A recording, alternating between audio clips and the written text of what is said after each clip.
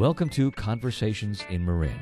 Today, Martin Rosen, former president of the Trust for Public Land, talks with Marin Women's Hall of Fame inductee and environmentalist Jean Starkweather. Now, Jean, what is the job of an open space district commissioner? Well, basically, an open space commissioner is to be a knowledgeable person, to like the outdoors, to be knowledgeable about parks as well, and to advise the department and the Board of Supervisors as to general policy and issues that come up. And you've been on the commission approximately how long now, Jean? Well, since 1980. So more than 25 years.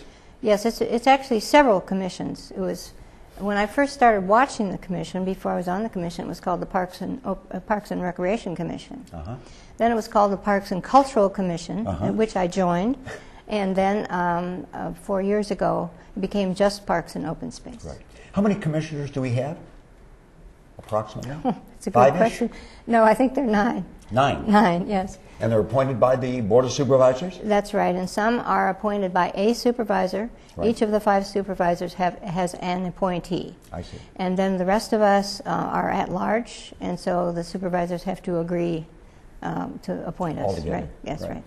Now, can I ask, what got you involved in this kind of an issue? There's so many issues that are involved in Marin County. Why did you choose open space? Well, I love it. That's why. It's been one of my interests all my life. That's wonderful. In the early 70s, an environmental organization wanted a project watched in the county park department. And so I said, well, I'll go for a while. I didn't even know what a commission was.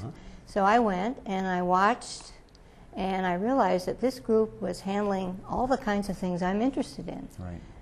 Wildlife and people use of open space and parks and park design and bike trails and just lots of things. So I kept watching. Right. And so when my stint was up with watching this project, I was asked to watch. Why I continued to watch until there was an opening. And there was finally an opening. I think it was 8 years later. There was finally an opening. Very good. Now, was there any role that your family played in this involvement in open space? Well, I grew up in a family that liked the outdoors. I see. And my own family has always been an outdoors kind of family. We lived right against a hill in Terralinda that's open space now, but wasn't then. It was open, but it wasn't. It was privately owned. Right. And in the early years that we lived there, it was grazing land. The Portuguese cowboys would drive the cattle across the ridges at night, shouting in Portuguese. It was lovely to hear. Wonderful. But then it was sold to a developer. Was sold to a developer. Yeah, that's right. And a sign went up on the nearby street ending, which said it was zoned for 16 lots, and there was a hearing at the Planning Commission. And how did your family feel about that? Oh, they were horrified. My oldest son must have been about 10 or 11 at the time. And in roaming that hill, he had discovered this little bird. He came home and he said, you know, Mom, I saw this little bird, and it was about this high and had bare legs. It stood right in the ground, and it had to be an owl because it had eyes that looked right straight ahead. But it was on the ground. How can it be an owl? So we looked it up and found the burrowing owl in the bird book, and obviously he said, oh yeah, that's it. So our whole family went up looking for this little owl, found it, and over the next several years watched that owl, and once we saw 2 owls the time they were there. So our family had firm feelings about this particular hill. And so when the sign went up that there was a development plan, well, we called a neighborhood meeting on our patio. We didn't have a neighborhood group of any sort before then. We were sort of a dispersed neighborhood. We started working on this hill, and since it was in the city and we weren't acquainted with public processes in the city at all. If in the county, we wouldn't have been knowledgeable either. But anyway, 2 of us agreed we'd go and find out what this planning was all about.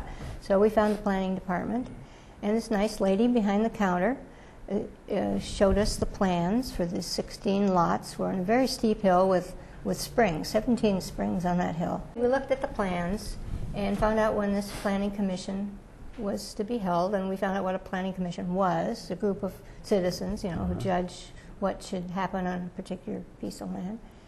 And so we went back, we had another meeting on our Were you patio. a veteran of planning commission activity before this? No, as I said, we didn't even know what a planning commission was. We'd never been in City Hall. We had no idea. Nobody in our neighborhood had. So we had another meeting, and we talked about all going to the planning commission, give each other support. So we went, and we explained why this hill was important to our neighborhood because of the values of clean air and the beauty of it and the wildflowers in the spring and places for kids to play and you know, all the reasons that were dear to us. And then the Planning Commission approved the project. In other words, they overcame your objection and approved the development. Yeah, they didn't worry at all about our objection. They just approved the project. We were shocked, and we said, what can we do? Isn't there anybody else we can talk to? And they said, well, you can appeal to the city council. And they told us the date, and we had to appeal within 5 days, I think it was. So we filed an appeal, had another meeting, and we decided to divide up the qualities of our hill among us so that we'd have more than one speaker. Certainly. So somebody took geology of the hill. There were serpentine outcroppings, and it was a Franciscan formation, which is unstable land often. There were all these springs. There was a traffic problem at the bottom of the hill. If there was more traffic coming out that steep street. So there must have been 5 or 6 different aspects of the plan. Now, what was your aspect? What was your charge? Yeah, I was a new docent at Audubon Canyon Ranch, and I'd learned something about wetlands. And so I went up to the springs, and I collected wetland plants. On that land? On that land, right. Wetlands? Well, yeah, right from the spring. And there was watercress, and there was sedges, and there were rushes, and there was marsh monkey flower, and I took them home and I mounted them on a big, big poster board. All this as a volunteer? Oh, sure. I mean, we were fighting for our hill. And so we went to the council meeting, which we'd never been to before. We didn't know the council people, and we weren't in San Rafael, so we didn't vote for them either. So, we had no contact. So we went, and each one of us got up in turn, and I presented this big poster board, and they'd never had anything happen to them like that before, I think. In fact, the city clerk told me 5 years later, she said, we have to keep every exhibit at the council, and I had to keep your exhibit of wetland plants for 5 years, and it was oversized, so I couldn't put it in a drawer, and I had to set it up in the city clerk's office for 5 years. But anyway, so the council was concerned about danger, water, creating slides coming down on our neighborhood. So they required that the developer do water tests of the hill. And it went on and on over summer, and the developer picked the driest month of the driest year we had in history of Marin, September of that year. And they did their tests right at the top of the nearby Stubb Street. They didn't go up to where the springs were. And they said, there's no water in this hill. That's right.